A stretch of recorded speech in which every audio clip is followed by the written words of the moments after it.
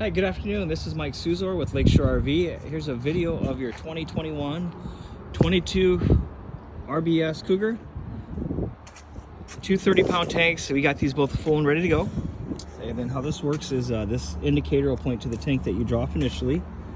When that turns red, that means it's emptied and switched over automatically as long as they're both open on top. So if you walk up here and it's red, the tank is empty and switched over, or it's just empty. If it's green, you're still drawing off that first tank. And you got your battery up front. You got your power jack.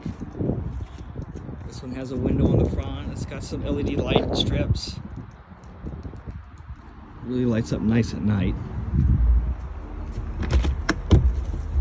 Here's your pass-through storage area. Here's the cap lights right here. You got your power jacks on the front and rear. So hit extend and that'll drop it down, and retract brings them up, of course. And then you have an outside shower hose, sewer hose, manual crank for the tongue jack. So if you have an issue with the jack, pull that rubber grommet off, and then that crank goes right on top of there, and you crank that 3/4 inch nut up and down. The big crank is for the power jacks. And you stick that right on the end of the shaft, and you can crank it up and down manually if you need to.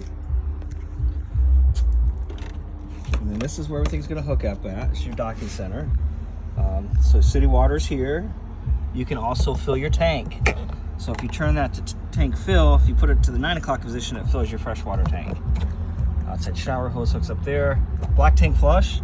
You hook a hose up and it flushes out that sewer system. Just make sure your gate valve's pulled open when you do that. Kind of tells you what's going on with that. You can plug a solar panel in if you'd like.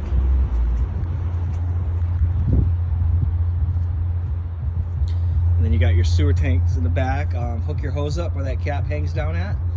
Pull the gate valve in the back out. That's labeled black, and that'll dump the toilet. Once that's done, leave it open, hook a hose up, and flush that out.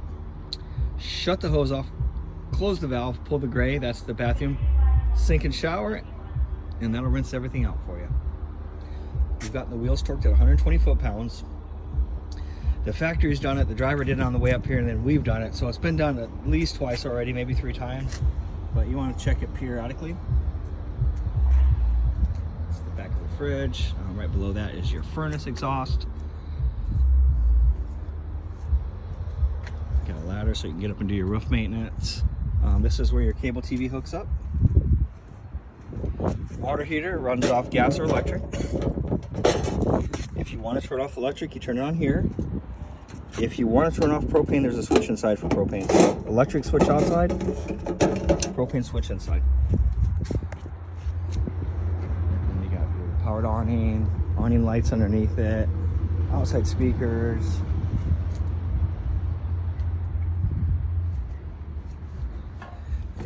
All your breakers and fuses are in the box as you walk in the door to the left. So anything that runs off electricity is pretty simple.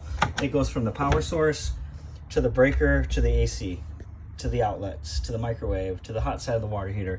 Anything that runs 12 volt is fused, so that it takes 110, charges the battery, and then the battery powers these items. So like the furnace blower, the lights, the slide out, the awning.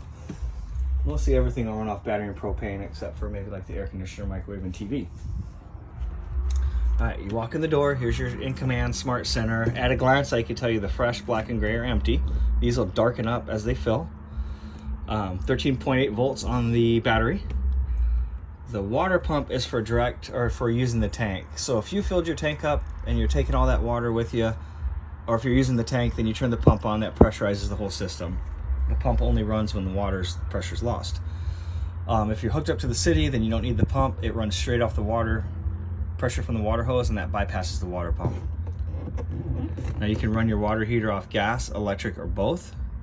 So you have a gas and electric switch inside here. You also have a main electric switch outside on. That has to be on for it to run off electricity, period. So if you want to turn that one on and leave it and then just use these two, that works great too. Interior lights. That'll do most of the lights.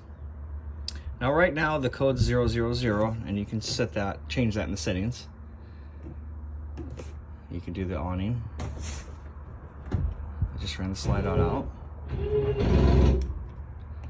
That's your clutch. That's normal to hear that noise. That says, hey, stop. Now you can do your lights individual, or you can do them on that main switch. And then heating, cooling.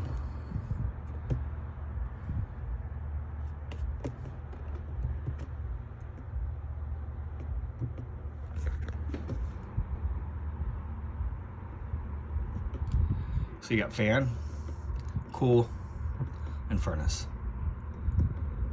and auto.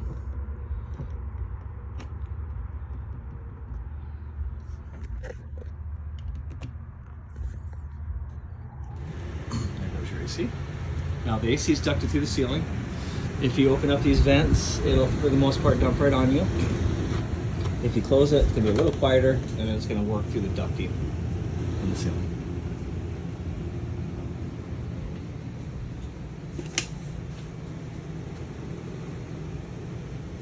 The seats have heat and massager, and there's lights.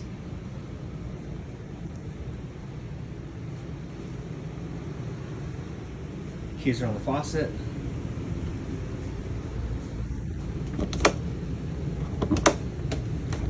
Fridge runs off gas or electric.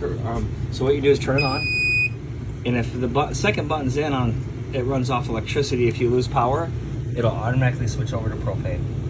If you want to bypass electric and just run off propane for some reason, then you can extend it and just run off propane. But I would leave it on auto.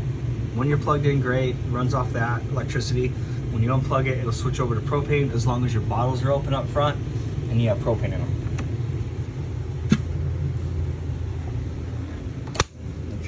Thermostat.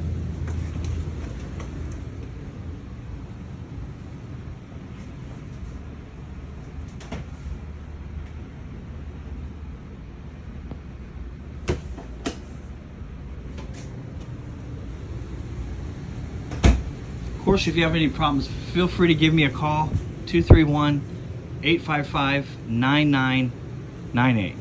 Thank you.